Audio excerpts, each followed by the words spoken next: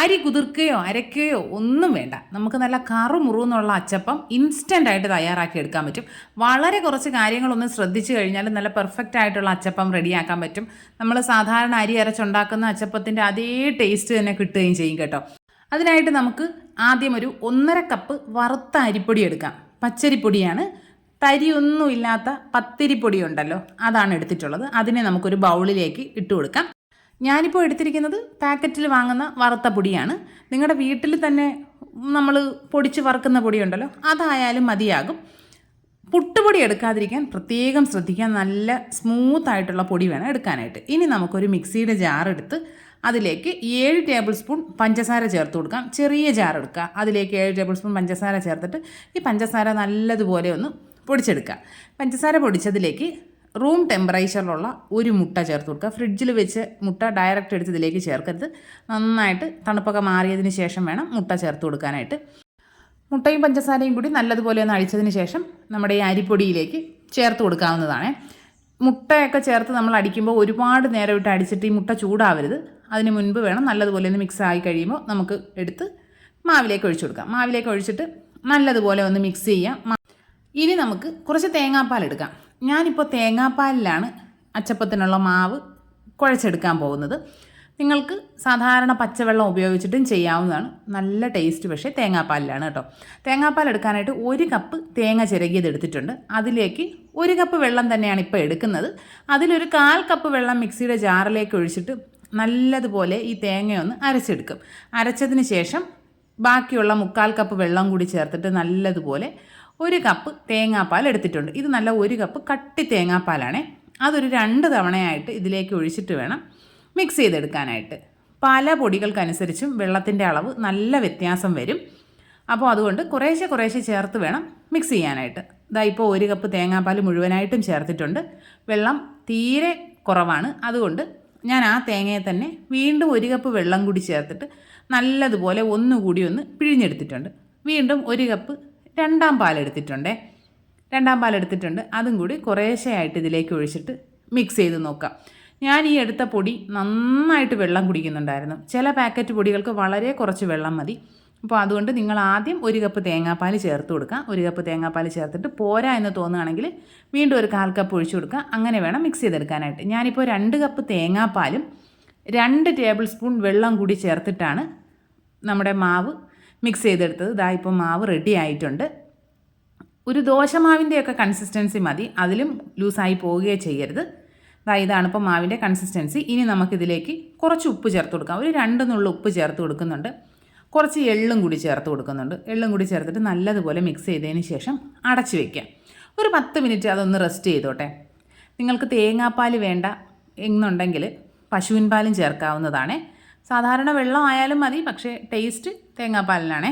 ഇതാ ഒരു 10 മിനിറ്റിന് ശേഷം തുറന്നിട്ടുണ്ട്.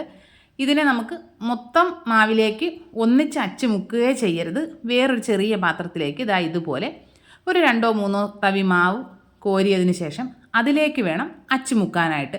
ഇല്ലെങ്കിൽ നമ്മളൊരു 3-4 തവണയൊക്കെ അച്ച് മുക്കി കഴിയുമ്പോൾ മാവ് നല്ലതുപോലെ ചൂടായി കഴിയും. പിന്നെ നമ്മുടെ മാവിൻ്റെ ആ ഒരു പാകം തെറ്റിപ്പോവും. അച്ചപ്പം കറക്റ്റായിട്ട് കിട്ടുകയില്ല. ഇനി നമുക്ക് അച്ചപ്പം ചൂടാനായിട്ട് തുടങ്ങാം.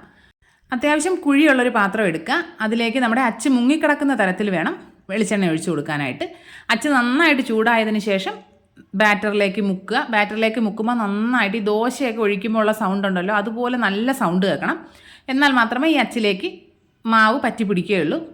അച്ച് എണ്ണയിലേക്ക് ഇട്ടതിന് ശേഷം ഒരു 3-4 സെക്കൻഡ് കഴിയുമ്പോൾ നമുക്ക് ഈ അച്ചൊന്ന് ഷേക്ക് ചെയ്ത് കൊടുക്കാം. അപ്പോഴേക്കും ഇതിൽ നിന്ന് ആ അച്ചപ്പം എണ്ണയിലേക്ക് വീഴും. തിരിച്ചും മറിച്ചും ഒക്കെ ഇട്ട് കൊടുത്തിട്ട് നല്ലൊരു ഗോൾഡൻ കളർ ആകുന്നത് വരെ ഫ്രൈ ചെയ്ത് കോരിയെടുക്കണം. പിന്നെ ഇതിലുള്ള ആ ഒരു പൊടി ഉണ്ടല്ലോ, അത് ഇടയ്ക്കിടയ്ക്ക് കോരി മാറ്റി കൊടുക്കുക. ആദ്യം ഒരു 5-6 അച്ചപ്പം ചുട്ട് കഴിഞ്ഞതിന് ശേഷമാണ് ഞാൻ ക്യാമറ ഓഫാണ് എന്നുള്ള കാര്യം മനസ്സിലാക്കുന്നത്. പിന്നെ നമ്മൾ ഓരോ തവണയും അച്ച് എണ്ണയിൽ നിന്ന് എടുക്കുമ്പോൾ നന്നായിട്ട് ചൂടുണ്ട് എന്ന് ഉറപ്പ് വരുത്തുക. ഇല്ല എങ്കിൽ അച്ചപ്പം തീരെ ശരിയായി കിട്ടില്ല. അച്ച് ചൂടായില്ല എന്നുണ്ടെങ്കിൽ മാവ് അതിൽ പറ്റി പിടിക്കുകയില്ല. ഇതാ ഇപ്പോൾ എല്ലാ അച്ചപ്പവും റെഡിയാക്കി എടുത്തിട്ടുണ്ട്. നല്ല സൂപ്പർ അച്ചപ്പമാണ് കേട്ടോ.